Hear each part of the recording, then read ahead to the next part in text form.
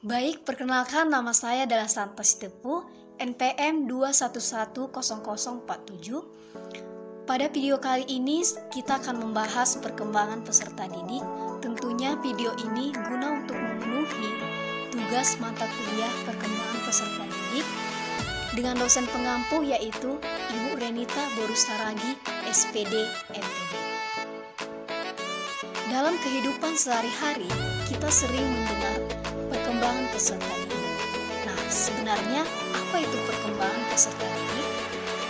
Perkembangan peserta didik memiliki arti suatu tahapan perubahan seseorang peserta didik, baik fungsi-fungsi, pola pikir, moral, fisik, maupun psikisnya, menuju tahapan selanjutnya yang saling berkesinambungan.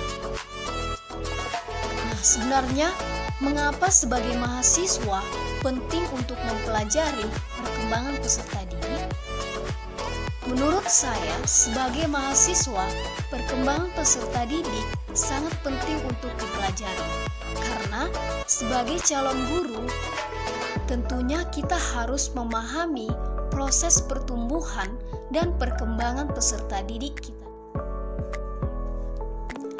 Dalam perkembangan peserta didik, kita harus mengetahui apa perbedaan pertumbuhan dan perkembangan. Pertumbuhan cenderung lebih bersifat kuantitatif, artinya dapat kita ketahui jumlah ataupun nominalnya, dan berkaitan dengan aspek fisik seperti ukuran berat dan tinggi badan dan juga umur. Sedangkan perkembangan lebih bersifat kualitatif, tidak memiliki jumlah, dan berhubungan dengan pematangan fungsi organ individu dan juga kemampuan individu, misalnya perkembangan bahasa, emosi, intelektual, dan perilaku. Kemudian, faktor-faktor yang mempengaruhi perkembangan peserta didik ada dua. Yang pertama yaitu faktor internal. Nah, apa itu faktor internal? Faktor internal merupakan faktor yang berasal dari diri si anak yang berupa fisik dan psikis. Sedangkan faktor eksternal merupakan perkembangan yang dipengaruhi oleh lingkungan seperti lingkungan keluarga, lingkungan sekolah, dan lingkungan di masyarakat. Baik, berikutnya kita akan membahas tipe-tipe kepribadian. Menurut Eysenck, tahun 1964 menyatakan bahwa ada 3 tipe-tipe kepribadian. Yang pertama yaitu kepribadian ekstrovert.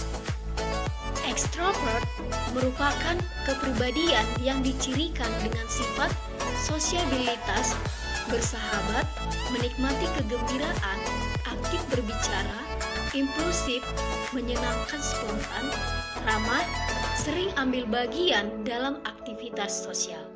Kemudian yang kedua yaitu kepribadian introvert. Seperti yang kita ketahui bahwa kepribadian introvert ini dicirikan dengan sifat pemalu, suka menyendiri, mempunyai kontrol yang baik. Yang terakhir adalah neurosis. Neurosis merupakan kepribadian yang dicirikan dengan pencemas, pemurung, tegang, bahkan kadang-kadang disertai dengan simptom fisik seperti keringat, pucat, dan gugup. Memaksimalkan perubahan sumber daya manusia dalam pendidikan guna terciptanya sumber daya manusia yang berilmu dan juga berkarakter, maka seorang pendidik harus paham akan minat dan bakat dari peserta didik. Nah, sebenarnya apa perbedaan minat dan bakat? Minat merupakan tanda suka atau ketertarikan seseorang terhadap suatu hal yang ada di hadapannya tanpa adanya suatu paksaan. Sedangkan bakat adalah kemampuan dasar seseorang untuk belajar dalam tempo yang relatif pendek dibandingkan orang lain, namun hasilnya justru lebih baik. Selanjutnya kita akan membahas perkembangan kognitif.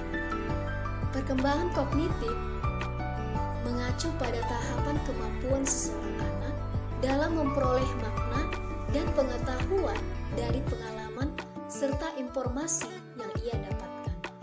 Nah, 4 tahapan perkembangan kognitif pada anak dalam teori Piaget.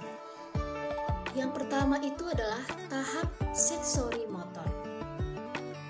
Tahap sensori motor terjadi pada anak usia 18 sampai 24 bulan. Selama periode ini, bayi mengembangkan pemahaman tentang dunia melalui koordinasi pengalaman sensori, yaitu seperti melihat, mendengarkan, dengan tindakan motorik, menggapai ataupun menyentuh. Yang kedua yaitu tahap praoperasional. Pada tahap ini terjadi pada anak usia 2 sampai dengan 7 tahun.